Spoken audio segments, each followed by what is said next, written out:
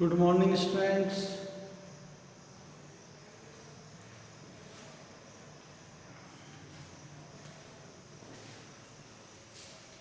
Good morning.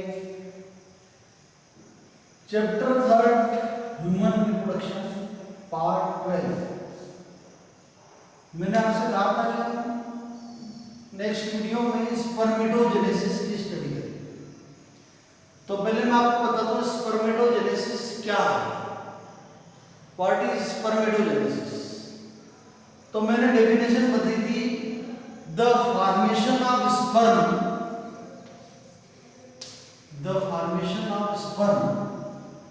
Bye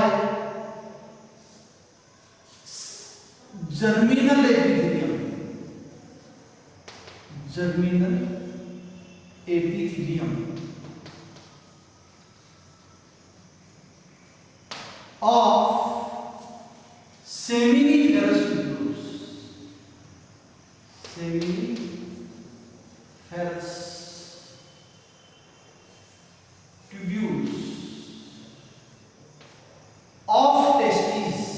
of testes is called spermatogenesis. मैंने कहा था कि the formation of sperm bye germinal epithelium, जो कि एक लेयर है, किसकी लेयर है? ऑफ सेमिनिफेरस ट्यूब्यूल्स की एक लेयर है जर्मिनल एपिथेलियम, और उससे स्पर्म का फॉर्मेशन हो रहा है। और सेमिनिफेरस ट्यूब्यूल्स कहां होती है? टेस्टिस के अंदर होती है। किसके अंदर? टेस्टिस। तो स्पर्मेटोजेनेसिस की डेफिनेशन है, the formation of sperm bye germinal epithelium of seminiferous tubules of testis is called spermatogenesis. ये तो डेफिनेशन हो गई स्पर्मेटोजेनेसिस, यानी स्पर्मेटोजेनेसिस की प्रोसेस में स्पर्म का फॉर्मेशन होता है। अब हम पढ़ते हैं कि ये जो स्पर्मेटोजेनेसिस की प्रोसेस है, ये कितनी स्टेप में होती है। तो हम कहेंगे it take place in 2 steps. First step है formation of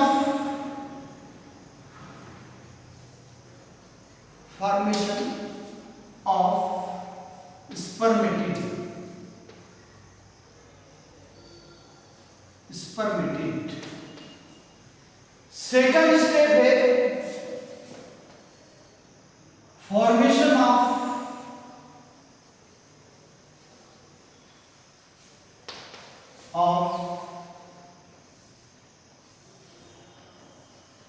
spermatozoa.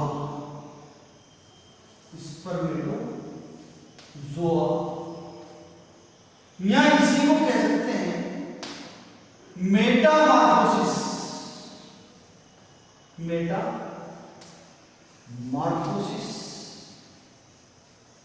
Of spermatid.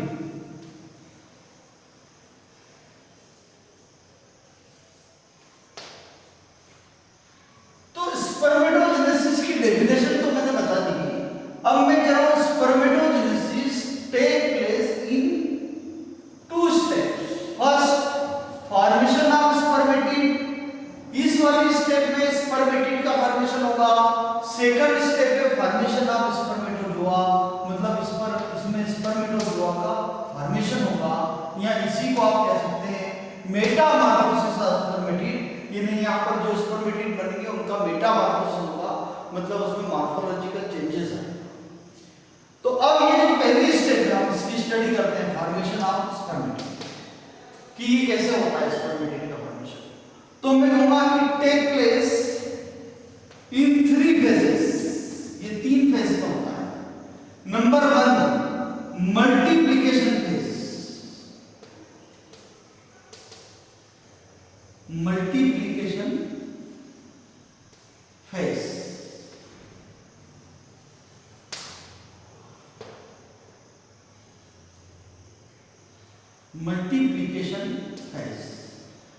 Second phase है ग्रोथ फेज।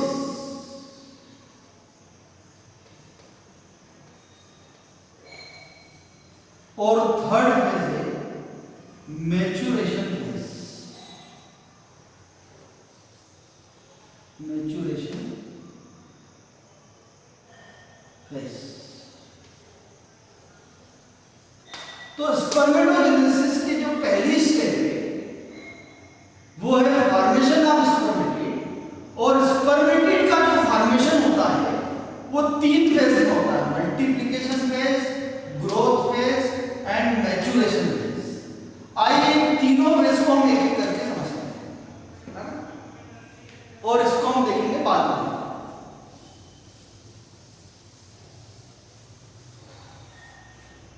जब मल्टीप्लिकेशन फेज स्टार्ट होती है, कौन सी फेज? मल्टीप्लिकेशन।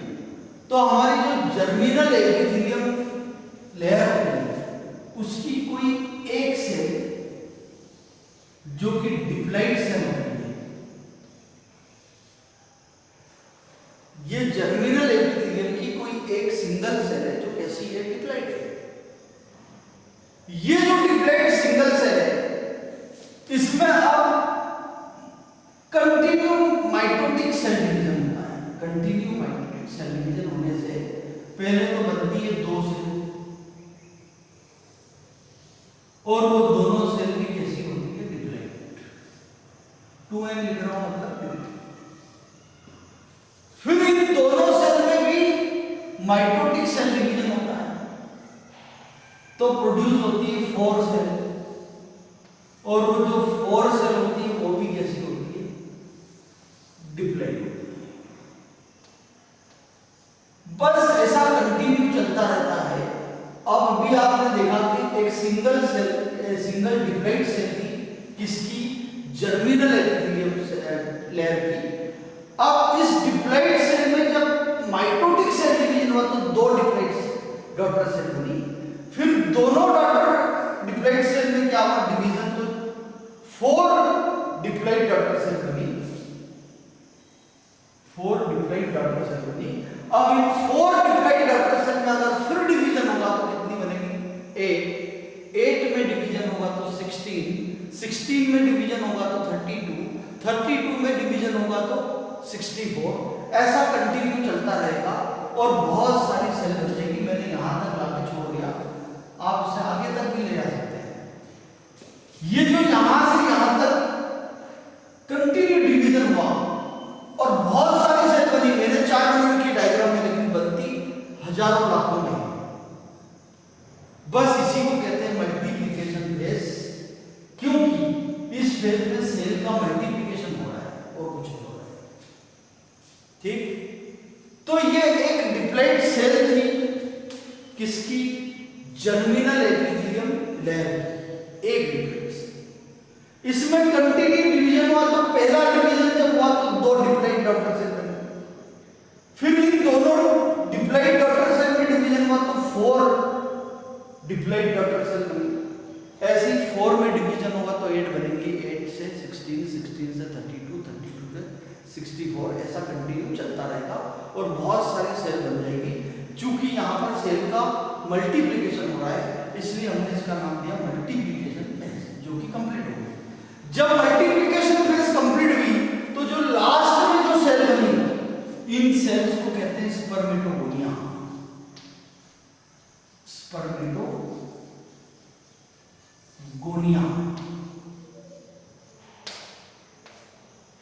ये जितनी भी सेल बनी लास्ट में, मैंने 4 बनी है, लेकिन ऐसा नहीं 4 ही बनती, ज्यादा भी बन सकती है, लाखों बन सकती है। ये जितनी भी सेल बनी इनको हम क्या नाम दे रहे हैं? स्पर्मेटोगोनिया। लेकिन इसमें से एक सेल को हम अगर नाम देना चाहें, सबको तो स्पर्मेटोगोनिया कह दिया, लेकिन एक सेल यानी सिंगुलर एक ही को हम बोलना चाहें तो स्पर्मेटोगोनियम कह सकते हैं। क्या कह सकते हैं? स्पर्मेटोगोनियम। ये मल्टीप्लिकेशन फेज कंप्लीट हुई और स्पर्मेटोगोनिया बन के तैयार हो गए। अब मल्टीप्लिकेशन फेज कंप्लीट होने के बाद शुरू होगी ग्रोथ फेज। क्या स्टार्ट होगी? Growth phase.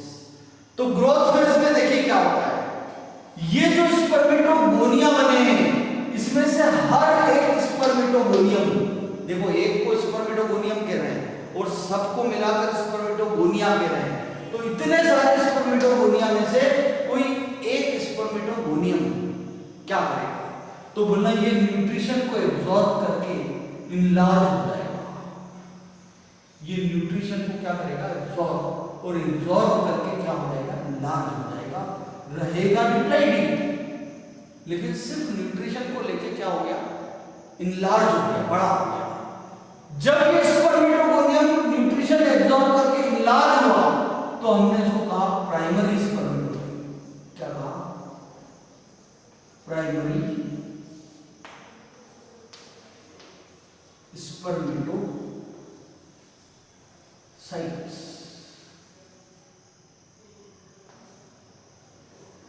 अब ये जो प्राइमरी स्पर्मेटोसाइट जब बन गया तो यहां से यहां तक की फेज को हमने नाम दे दिया ग्रोथ फेज, क्योंकि यहां पर सिर्फ सेल का डिवीजन नहीं हुआ बल्कि सेल की ग्रोथ होगी सिर्फ।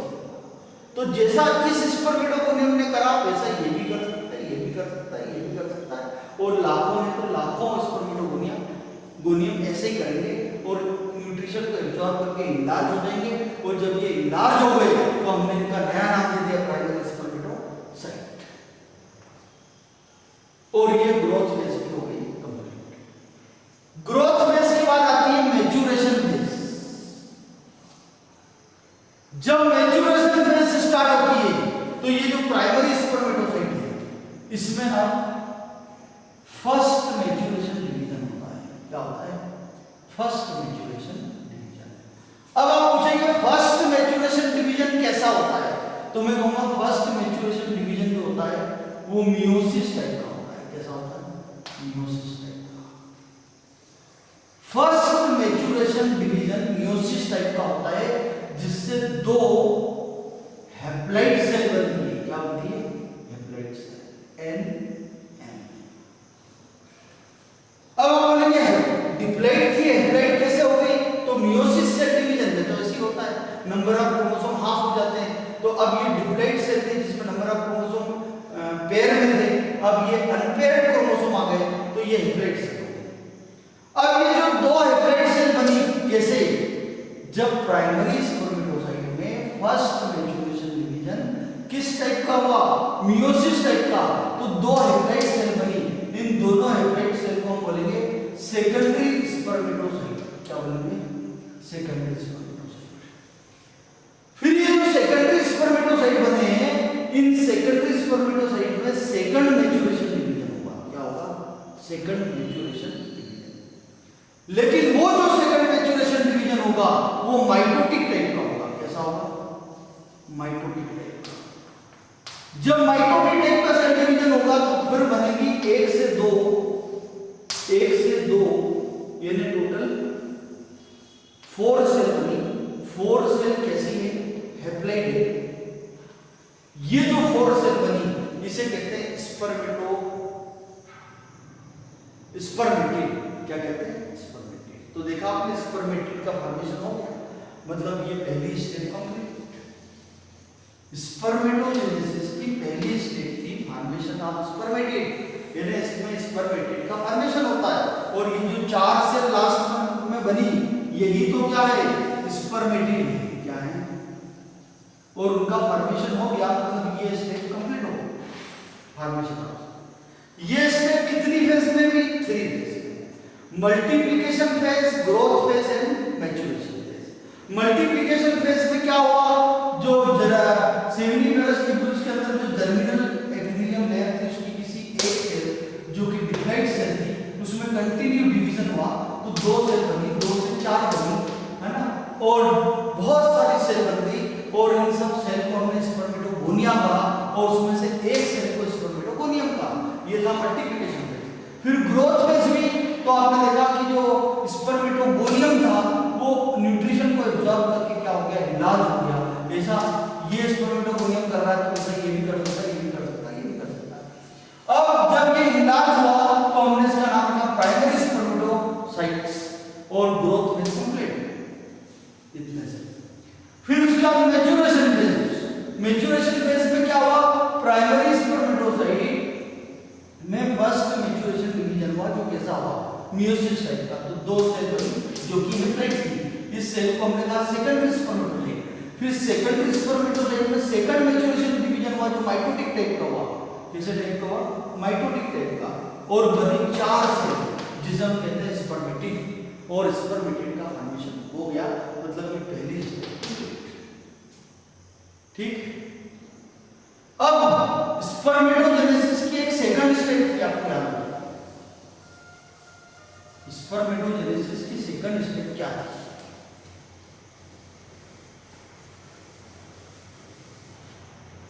तो स्पर्मेटोजेनेसिस की सेकंड स्टेज थी जो आपने पढ़ा है, फॉर्मेशन ऑफ स्पर्मेटोजोआ। ये second stage, formation of spermatozoa.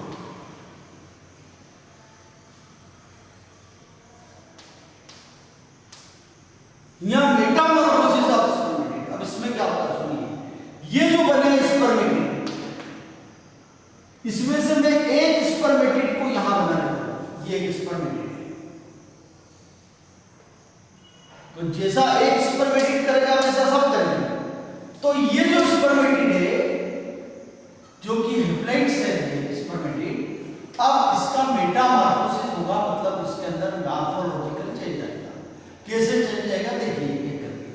ये एक स्पर्मेटोसाइट, सॉरी स्पर्मेटिड जो कि राउंड शेप था, धीरे धीरे वो ओवल शेप में जाता है।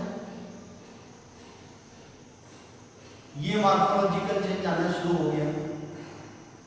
जब ये ओवल शेप हुआ तो थोड़ी देर बाद हमने देखा कि ये स्पून शेप हो गया। कैसा हो गया? Spoon shape. फिर कुछ टाइम के बाद ये स्पून शेप के बाद इससे एक छोटा सा स्ट्रक्चर और बन गया इस टाइप का।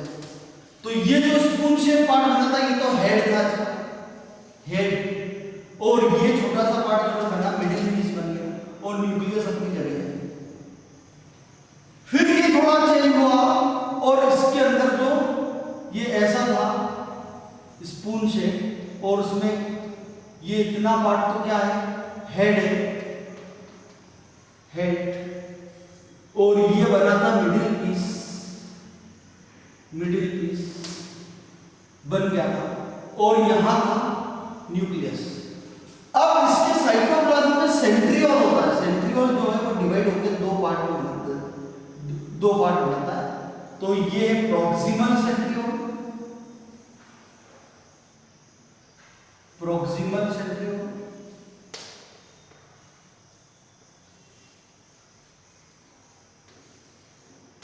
और ये है डिस्टल सेंट्रियोल। अब ये जो डिस्टल सेंट्रियोल है, इससे एक एक्सियल फिलामेंट बनता है। क्या बनता है? Axial filament. और वो एक्सियल फिलामेंट धीरे धीरे ग्रोथ करके बड़ा हो जाता है। तो ये बन जाती है टेल, बन गई टेल। तो एक पार्ट तो बन गया था हेड, दूसरा बना मिडिल पीस, तीसरा जो है एक्सियल फिलामेंट ने बना दी टेल, और यहां भरा हुआ है साइटोप्लाज्म। अब यहां पर गोल्जी बॉडी एक केपले की स्ट्रक्चर बनाता है जिसे कहते हैं एक्रोसोम। क्या कहते हैं? एक्रोसोम। और यहां थोड़ा सा कॉन्ट्रैक्शन हो जाता है, और यहां एक और पार्ट बन जाता है जिसे कहते हैं नेक। बस इस तरह से ये पूरा स्पर्मेटिड, जो स्पर्मेटिड राउंड शेप था, ये रहा। ये धीरे धीरे ओवल शेप हुआ, फिर स्पून शेप हुआ, फिर इसमें हेड और मिडिल पीस बने। हेड और मिडिल पीस बनने के बाद फिर सेंट्रियोल डिवाइड हुआ। सेंट्रियोल डिवाइड हुआ तो एक प्रॉक्सिमल सेंट्रियोल बना और एक डिस्टल सेंट्रियोल। डिस्टल सेंट्रियोल से बने एक्सियल फिलामेंट जिसने टेल बना दी, और यहां थोड़ा कॉन्ट्रैक्शन होने से नेक बन गई, और फिर यहां पर गोल्जी बॉडी ने एक्रोसोम बना दिया। ऐसा करते करते पूरा स्पर्म बन के तैयार हो गया। तो एक स्पर्मेटिड से एक स्पर्म बना, तो बाकी सबसे एक ही क्या बनेगा? स्पर्म बनेगा। ठीक है, ऐसा कैसे? ठीक। और ये जो स्पर्म बना, इसका जो मिडिल पीस है, इसके अंदर माइटोकॉन्ड्रिया स्पाइरली अरेंज हो जाएंगे ताकि इस स्पर्म को एनर्जी मिलता रहे। इसके जो मिडिल पीस है उसमें स्पाइरली अरेंज होगा माइटोकॉन्ड्रिया, जो उसको एनर्जी प्रोवाइड करेंगे स्विमिंग वगैरह के लिए, लोकोमोशन के लिए। ठीक है। तो इस तरह से स्पर्मेटिड से स्पर्मेटोजोआ मतलब स्पर्म बनकर तैयार हो गया, मतलब फॉर्मेशन हो गया किसका, स्पर्मेटोजोआ या स्पर्म का। इसे मेटामॉर्फोसिस इसलिए कहते हैं क्योंकि स्पर्मेटिड का क्या हुआ, मॉर्फोलॉजिकल चेंजेस हुआ और स्पर्म बना, तो मेटामॉर्फोसिस ऑफ स्पर्मेटिड भी हम इसको कहते हैं, या फॉर्मेशन ऑफ स्पर्मेटोजोआ, जो कि स्पर्मेटोजेनेसिस की सेकंड स्टेप थी कंप्लीट। आप लोगों को सीधे यहाँ पर एरो बना के और स्पर्म बनाने कितने 4, मेरे पास तो जगह नहीं थी तो मैंने साइड में लिखा है, आप उसे सीधे नीचे ही समझा दें। ये स्पर्मेटोजेनेसिस की process complete. Okay, thank you.